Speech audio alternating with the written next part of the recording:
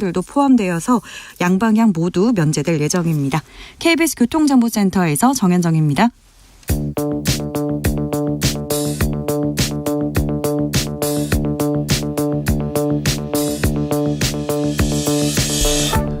대한민국 정치의 새로운 100년을 준비한다. 21세기형 국회 싱크탱크 정치연구소.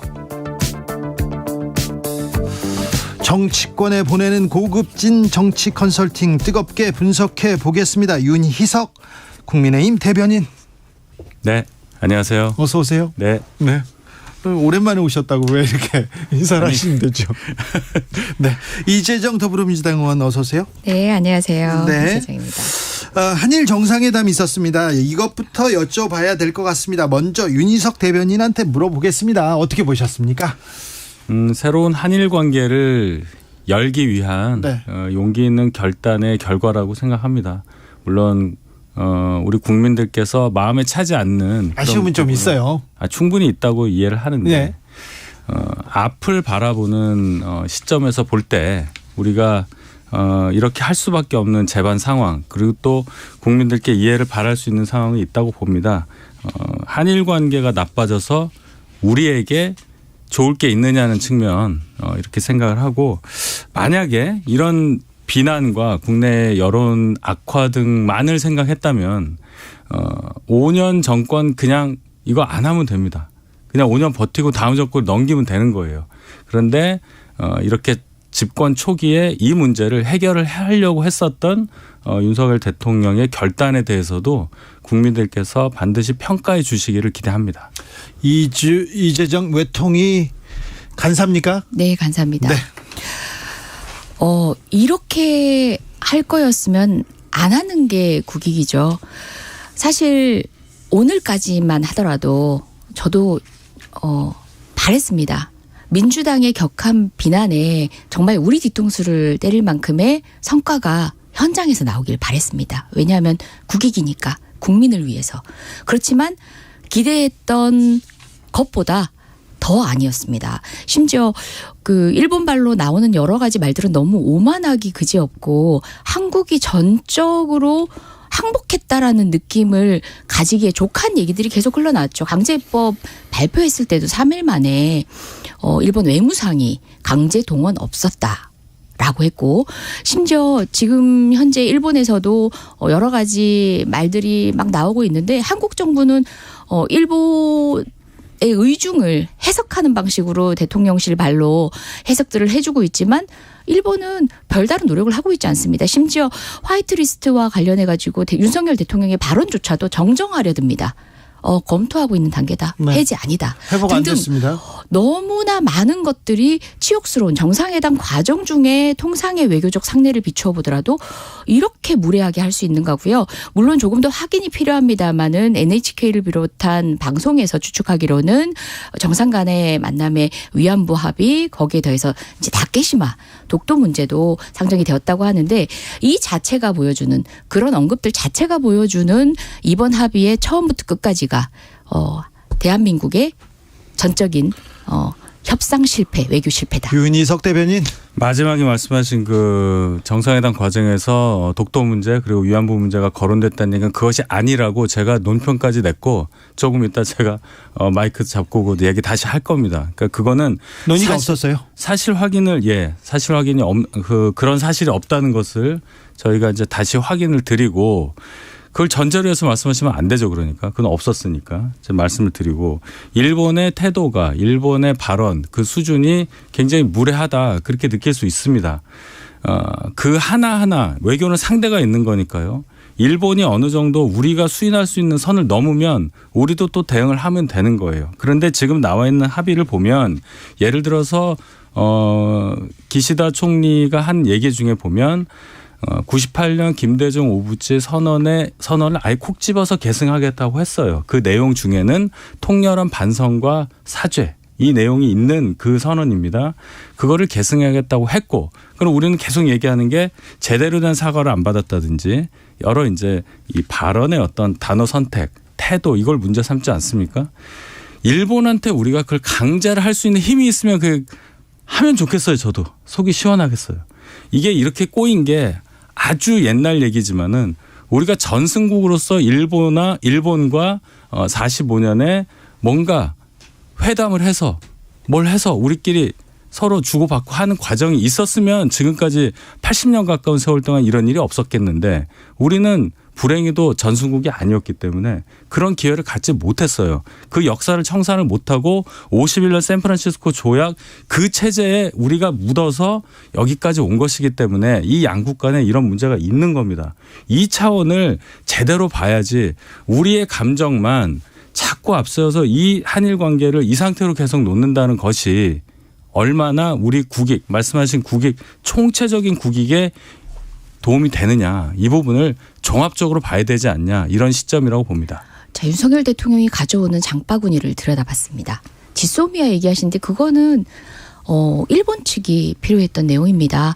2021년도 11월 달에 SLBM 이 북한에서 쐈을 때 우리는 한 발이라고 얘기했는데 일본은 두 발이라고 얘기했어요. 결국 나중에 정정했는데 이것처럼 그런 각발사 자체에 있어가지고 우리의 정보가 필요한 건 일본이었습니다. 지소미아는 우리가 가지고 있는 레버리지죠. 근데 그걸 우리의 성과라고 하는 것도 말이 되지 않고요. 그다음에 화이트리스트 관련해서도 지금 일본 측 태도 미미한데 그것 자체도 자존심 상하는 일이지만 문재인 정부 당시에 소부장 국사나 그리고 다양한 경로를 통해서 이미 나름대로 안정적인 공급망을 확보했습니다. 심지어 일본에서 이걸 수출해야 되는 기업들은 한국 내 공장을 짓기까지 됐습니다. 이처럼 관계가 그 상태 그대로 답보 상태였던 것들이 아니라 문재인 정부는 레버리지를 높이는 방식으로 물을 끓는 점까지 끓여 올라오는데 하나하나의 성과들을 만들어내고 있었거든요. 어떻게 보면 사실은 조금만 더 우리가 자존심을 내세울 수 있는 대통령이 협상 테이블에서 외교를 하고 협상을 했더라면 정부가 외교를 하고 협상을 했더라면 충분히 얻을 수 있는 것들이 있었습니다. 그런데 지난 대선 과정에서부터 사실상 백기투항이나 진배 없는 것들을 공언하셨기 때문에 윤석열 대통령의 당선과 동시에 레버리지가 없어진 것과 똑같았습니다. 대선 과정에서 무슨 얘기를 했는데 백기투항이라고 말씀하시는지 모르겠어요. 네, 그 관계 개선을 위해서 사실 지금과 크게 다르지 않는 말을 계속했습니다. 관계 개선의 내용에 대해서 실질적인 언급이나 내용 채워줘야 될 가치나 내용에 대해서 이야기하는 것들이 아니라 한일 정상이 문재인 정부 때문에 안 됐다. 이 말은 대한민국 사법부를 비난하는 얘기였고 결과적으로 한일 정상이 테이블에 앉는 것만으로도 그거 하나만 성과다라고 장바구니에 넣어오는 오늘의 현실을 그때도 이미 예측 가능하게끔 그 정도 스탠스 이상도 이하도 없었습니다. 문재인 정부 비난하고 싶지는 않은데요. 문재인 정부 5년 동안에 한일 관계 개선을 위해서 어떤 가시적인 조치를 했는가를 생각해 보면 그렇게 하실 말씀은 없다고 봐요. 예를 들어 지소미아 같은 얘기도 자꾸 폄훼를 하시는데요. 우리가 갖고 있는 국방 관련한 어떤 정보 이것을 일본이 갖고 있는 정보 자산을 인용해서 우리가 활용하는 경우가 훨씬 더 많습니다. 예를 들어 잠수함. 북한의 잠수함 활동 같은 경우는 우리가 갖고 있는 안보 자산으로는 얻기가 어려운 정보들이 많습니다. 양국 서로 그걸 하는 거예요. 우리가 일방적으로 일본에게 정보를 준다. 그래서 지소미아 이 관련해서 해결된 거는 우리한테 믿지는 거다. 이렇게 말씀하시는 것은 언어 도단이에요. 그건 전문가들의 지금 언론을 보더라도 거꾸로 얘기하고 계신 거예요. 거꾸로 얘기하시는 거예요. 군사정보협정에 대해서는 잠시 후에 저희가 이야기 나눠보겠습니다. 윤희석 대변인이 나왔으니 한일 정상회담 얘기는 이 정도로 하고 정치연구소이기 때문에 다른 데로 달려가 볼게요. 네. 김기현호 출범했습니다. 그런데요, 공항 가벼운 질문부터 공항 영접 나갔는데 90도 인사했다 이렇게 나오던데 그건 뭐 인사하는 방식이겠죠. 네. 아니 그건 그럴 수 있죠. 좀 더 할 수도 있죠. 그런데 김기현 대표 체제에서 종북 간첩단 전쟁 선포한다 이런 얘기 나왔는데 이게 그렇게 크고 중요한 문제입니까? 그거는 이제 이 김기현 대표 체제가 출범하고 나서 네. 대통령실 그리고 정부에서도 그걸 강력하게 얘기를 하기 때문에 여당 입장에서 어느 정도 뒷받침하는 그런 발언이 있어야 되지 않겠습니까? 네. 그런 차원이고 그만큼 민노총 내부에서 있었던 그런 간첩 활동 등이 사회에 미친 영향이 크다는 것을 강조한 것이에요. 네, 이재정 대변인. 네, 손쉬운 선택하고 싶죠. 얼마나 유혹이 많겠습니까? 짭짤하게 재미도 과거에는 많이 봤죠. 그게 바로 윤석열 정부가 취하고 있는 사정정국이죠. 그렇지만 확인하고 있지 않습니까? 국민은 이제 더 이상 속지 않습니다. 마찬가지로 수사와는 별개로 일당의 대표가 공당의 대표가 그것도 제1 여당 아닙니까? 여당의 대표가 그것들을 뭐 전쟁 선포라고 그렇게 준엄한 말까지 등장시키면서 하는 것 자체가 손쉬운 선택을 또다시 이제 정치적으로 도구로 활용해 보겠다는 건데 좀 철진한 얘기 같습니다. 아니 종북 활동이 있다는 거는 맞잖아요. 거기에 대해서 이사회에서 뿌리를 뽑겠다는 얘기인데 그걸 뭐 국민의 속고 안 속고 얘기하고는 전혀 관련 없는 거 아니겠어요? 정치인의 그러지 메시지는 말까요, 그러면? 어느 가게를 먼저 들르냐, 어떤 색깔 옷을 입느냐, 어떤 메시지를 어떤 단어를 사용하나 모든 것 하나가 가치를 보여주고 미래를 보여주고 방향을 보여줍니다. 그런 차원에서 안 무서워하시는 것 같아요. 지금의 당 대표 당선 직후의 메시지 치고는 아쉽다 이런 말씀이죠. 윤희석 대변인 저는 간첩이 별로 안 무섭습니다. 그리고 종북이라고 하는 사람들, 종북을 외치는 사람들도 있을 거예요. 근데 그런 사람들은 정신병원으로 보내야 되는 거 아닌가요? 어쨌든 색출은 해야죠. 그렇습니까? 네. 네, 알겠습니다. 민주당으로 잠깐 가볼게요. 민주당에서는 개혁안 나오고 있는데 80조 얘기도 나오고 그러는데 하지 않기로 했다 얘기도 나오는데 당원 개정이 지금 중요합니까? 필수적입니까? 전혀 중요하지 않아요. 그렇죠. 80조는 이미 해석을 통해 가지고도 그러니까 적절한 구체적 상황에 대응할 수 있도록 원칙은 견지하되 구체적 상황에 따라서 예외적 판단도 할 수 있도록 돼 있는 조항이라서 굳이 이 조항을 왜 자꾸 언급해서 네. 이제 어떤 누구든 간에 지지자든 아니면 당내 인사든 간에 언급해서 괜한 논쟁을 만드는지 모르겠습니다. 괜한 논쟁이죠. 네. 네. 이건 필요 없어요. 원래 원칙과 예외를 모두 아울러 할 수 있도록 법조인 견지에서 보면은 아무 문제가 없는 그런 규정입니다. 바깥에서 보면 네. 이 민주당 내부는 굉장히 혼란스럽거나 싸우고 있다 이런 보도가 많이 나와요. 안에서 보면 어떻습니까?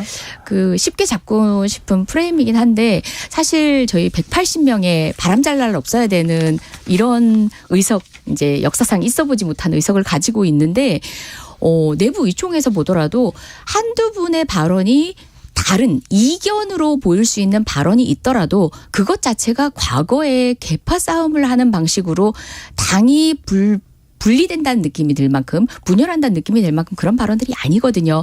물론 이제 언론들은 너무나 균질한 집단이다 보니까 예각화시키는 몇몇 발언들을 조금 더 확대해서 이제 심소봉대 해석하는 경우가 있는데 때론 그 당사자들조차도 그 발언이 인용된 당사자조차도 왜 그 말만 쏙 뽑아 쓰는지 몰라요라고 토로할 만큼 국민의힘에서 보면 그렇지 어떻습니까? 않습니다. 글쎄요. 민주당 내부 사정을 제가 뭐라고 말씀드리긴 좀 조심스럽긴 하지만 내부에서 글쎄요. 이재정 의원님은 잘 모르시는 것을 제가 보는 것 같기도 해요.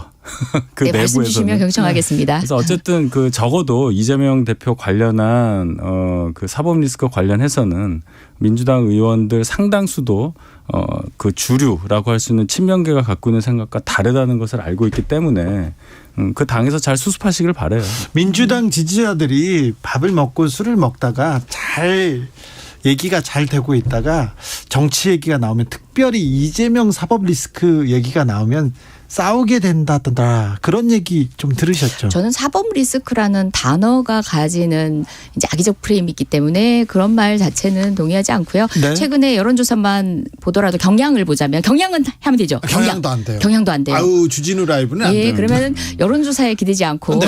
자, 감으로 하겠습니다. 감 좋아요. 예, 감으로 하겠습니다. 네. 감으로 사실상 지금의 어떤 상황들을 검찰이 책임을 묻고 있는 여론이 훨씬 더 많습니다. 그래서 이 부분과 관련해서 저희가 사법 리스크라든지 이제 이재명 대표에 대한 이견으로 몰고 가는 것들은 실제와 다른 방식으로 보여지는 측면이 있는 것 같고요. 특히 이재명 대표의 거취 문제라든지 이제 사법 리스크라는 언급을 할 때 항상 혼재되어 있는 게 뭔지 아십니까? 늘 다음의 대권 또는 이제 잠재적 권력의 경쟁자들은 당내에서 건강하게 존재합니다. 그렇기 때문에 약간은 다른 결로 정치 활동을 하는데 그것마저도 네. 사법 리스크라는 프레임을 걸고 들어가니까 그런 논쟁으로 보여지는 거예요. 일단 저는 착시 현상이라고 봅니다. 사법 리스크 위험 이렇게 물어보면 그럴 수도 있고 윤희석 대변인은 어떻게 보세요? 역대 이러한 상황을 맡고 있는 제1야당 대표가 없었어요. 그렇죠? 네. 그런 당대표를 갖고 있는 제1야당도 없었기 때문에 지금 말씀하시는 대로 방어할 수밖에 없다고 저는 그냥 객관적으로 봐요. 뭐 검찰 책임을 많이 묻냐? 그건 뭐 모르는 일입니다. 어쨌든 법원에서 판단할 일이고 다만 법원에서 판단할 일이 왜 이재명 대표한테는 이렇게 많느냐 이 지적만은 하고 싶습니다. 네, 정확한 얘기하신 게 역대에 없었습니다. 역대에 제1야당 대표를 이처럼 난도질하던 검찰국가 없었습니다. 이처럼 경쟁 후보자를 난도질하는 이렇게 보복을 가하는 대통령 없었습니다. 그런 정부 없었습니다. 소위 허니무 기간 없이 정쟁 또는 정치적 적이라고 규정하고 다른 세력들을 정말 압살하고 해야 말겠다는 그런 의도가 아니라면 이렇게 잔인하게 검찰을 활용하고 사정정국을 1년간 허니문 기간 1년 동안 끌고 오는 정부 역대 없었습니다. 자, 허니문 기간 말씀하셨는데 윤석열 정부 출범하기도 전에 검수완박법 억지로 하신 당은 그 당이에요. 그렇죠? 제대로 했었어야죠. 검수완박이 뭡니까? 검수완박이란 말을 붙이기도 부끄러울 만큼 그런 법 아닙니다. 참 이재명 대표 관련해서 당대표 활동을 하다가 어떤 정치적인으로 했으면 기소가 되고 한다면야 그 말씀에 제가 동의를 하겠는데 성남시장 경기도지사 시절 그때 있었던 일들이에요. 당대표 지위에서 가지고 있는 사법 리스크가 아니란 말입니다. 그걸 분리해서 생각해야 하는데 이재명 개인이 갖고 있는 어떤 그런 위험과 이재명 당대표로서 갖고 있는 것을 자꾸 혼동하시니까 이 정부가 야당의 대표를 너무너무 뭐 압박을 한다 이런 식으로 생각을 하시는 게 안타까워요 저는. 이렇게 그렇죠? 정책과 관련해서 개인 비리 사건도 아니고 정책과 관련한 수사를 이토록 정권 초기에 해대는 케이스는 없었습니다.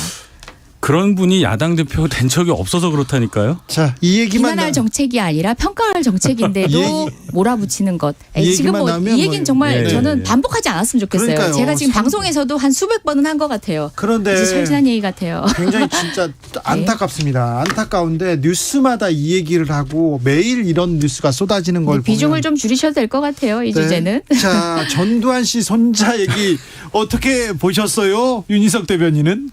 이게 뭐 저는 굴곡진 우리 현대사의 비극이라고 봐요. 예. 물론 전두환 전 대통령이라는 분이 갖고 있는 역사적인 과오에 대해서 전 국민에 다 동의하는 부분인데 우리나라가 뭐 연좌제가 있는 나라도 아니고 이 손자라는 사람이 성장 과정에서 뭐 나름 고통을 겪었겠죠. 그런 여러 그렇죠. 가지가. 예, 그게 이제 이런 형식으로 폭로가 되니 참 기분이 안 좋아요. 물론 그 추징금 미납 금액이 뭐 900억이 되고 네. 또 고인이 되셨기 때문에 당사자가 고인이 된 마당에 이게 추징이 더 이상 안 되기 때문에 갖고 있는 국민적인 비난 이런 게 버무려져서 이게 막 확대 재생산되고 하는 것이 제가 참 드릴 말씀이 없어요. 그냥 안타깝다. 해결하자. 이재정은 네, 뭐 봅니다. 개인 사회까지 코멘트하고 싶지는 않지만 분명히 청산되지 않은 역사로 우리 사회에 존재하고 그렇기 때문에 이렇게 휘발성 있게 다시 한번 소구되고 그것과 관련해서도 사실은 국회 안에도 여러 가지 또 논제들이 있기도 합니다. 이 추징과 관련해서 소위 전두환 케이스에서 나온 거죠. 물건에 뿐만 아니라 여러 가지 이익에 대해서도 할 수 있는 법안이 지금 제안돼 있고요. 뿐만 아니라 소멸시효를 확대한 거는 이미 법이 개정이 됐었죠. 그뿐 아니라 이제 악의, 다시 말해서 법위에서 악의라고 하면 이 불법성을 알고 사용한 사람에게도 추징할 수 있다가 있는데 그뿐만 아니라 그렇게 해서 취득한 사람 등등에게도 소구할 수 있는 각종 법안들이 형사소송법부터 시작해서 형법부터 시작해서 마련돼 있거든요. 저는 이 부분도 완결지을 필요가 있고 무엇보다 아직도 5.18 얘기를 정치적으로 역사적 색을 반대해서 하고 있는 정치 세력이 존재한다는 거 더 씁쓸한 일이죠. 그래서 자꾸 이 얘기가 국민의힘 대변인이니까 5.18 문제에 대해서는 좀 매듭을 짚고 넘어가야 되는데 이번에 또 최고위원 그리고 김광동 위원장 다른 얘기가 나왔어요. 저희 당의 공식적인 입장은 정해져 있습니다. 윤석열 대통령이 후보 시절에서 말씀하셨지만 5.18 정신이 헌법 가치에 부합하고 헌법에 들어가는 거 찬성한다. 이렇게 말씀하신 게 저희의 공식적인 입장이고 다만 최고위원이라든지 이런 분들이 개인적으로 의사 표시를 하다가 그 부분에 대해서 좀 시간이 폄훼하는 됐어요. 얘기가 있는 것에 네. 대해서는 윤희석, 송구스럽게 생각합니다. 이재정이었습니다.